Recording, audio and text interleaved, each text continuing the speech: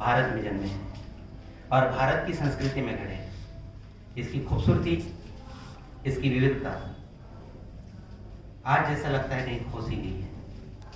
चले इस खोए हुए भारत को आज हम फिर ढूंढते हैं। शायद हो सकता है ये भारत हमें यही मिल जाए। यशवंतराव चौहान प्रतिष्ठान विभागीय केंद्र हमेशा से बेहद संजीदा विषयों पर नजर रखता आया है, अपनी सामाजिक जिम्मेदारियां निभाता आया है। आज भी जब हम देश में एक दूसरे को ठगा हुआ और बांटा हुआ महसूस कर रहे हैं, ऐसे वक्त में हमारे साथ मंच पर वो महानुभाव जुड़े हैं जो अलग अलग मजहब से ताल्लुक रखते हैं, लेकिन देश में उनके प्राण बसते हैं। उनके ख्यालात से रूबरू होकर हमें कैसा समाज और कैसे भारत की कल्पना करना है, यह विचार लेकर आज हमको यहाँ से जाना है। मैं अगर अपनी वैयक्तिक बात करूं तो 5वीं कक्षा में मुझे नागपुर जैसे शहर में एडमिशन मिली। मैं 5वीं कक्षा से नागपुर में हूँ और आष्टी, उसके बाद आरवी और आरवी के बाद नागपुर आने तक मुझे ये नहीं पता था कि हमारा मजहब क्या है।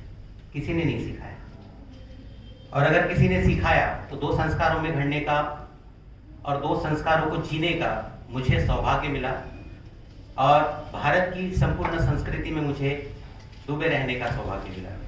मुझे अगर कुछ सीखने को मिला तो वो ये मिला कि शाम को अगर दिया लगता है तो वहाँ क्या पढ़ा जाता है, क्या पढ़ना चाहिए।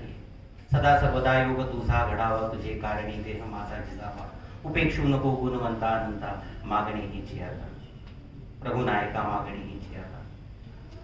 तो फिर हमको और एक जगह कुछ पढ़ने को मिला, सीखने को मिला। अल्लाहुम्मा सल्ली अला सय्यदना मौलाना मोहम्मदी अला वबारिक वसल्लम।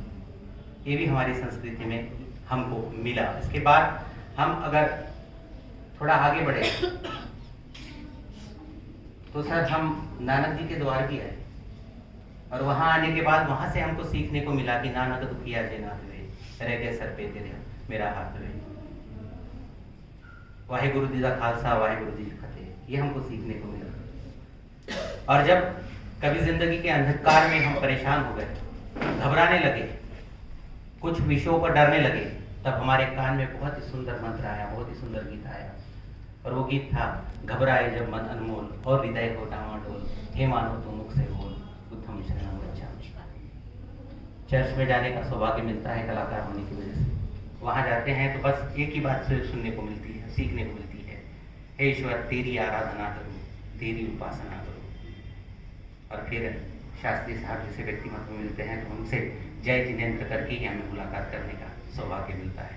ये विविधता, ये सुंदरता, और इस सुंदरता को अगर हम रंगों में पिरोए तो बस इतना ही कह सकता हूँ कि इंद्रधनुष के रंग है इसमें, है रंगों की चाल। इंद्रधनुष के रंग है इसमें, है रंगों की चाल। सारे जग में एक ही ऐसा भारत देश माना। थोड़ी सी तकरार यहाँ है पर ज्यादा है प्यार, थोड़ी सी तकरार यहाँ है पर ज्यादा है प्यार। सारे जग में एक ही ऐसा भारत देश माना।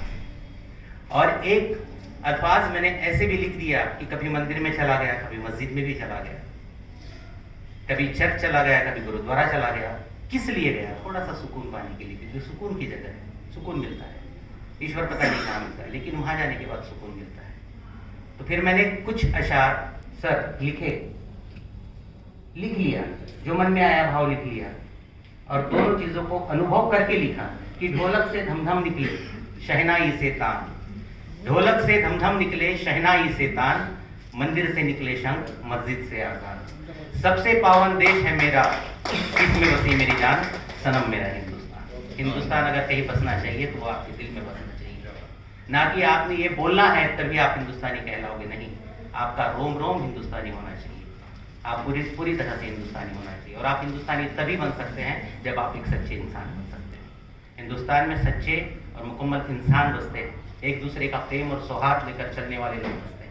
हम अपने समाज को अपने घर तक, अपने समाज तक सीमित रखते हैं, लेकिन जब हम किसी सामाजिक विषय में या समाज के लिए निकलते हैं तब अपने मजहब को हम भूल कर उस समाज के हो जाते हैं।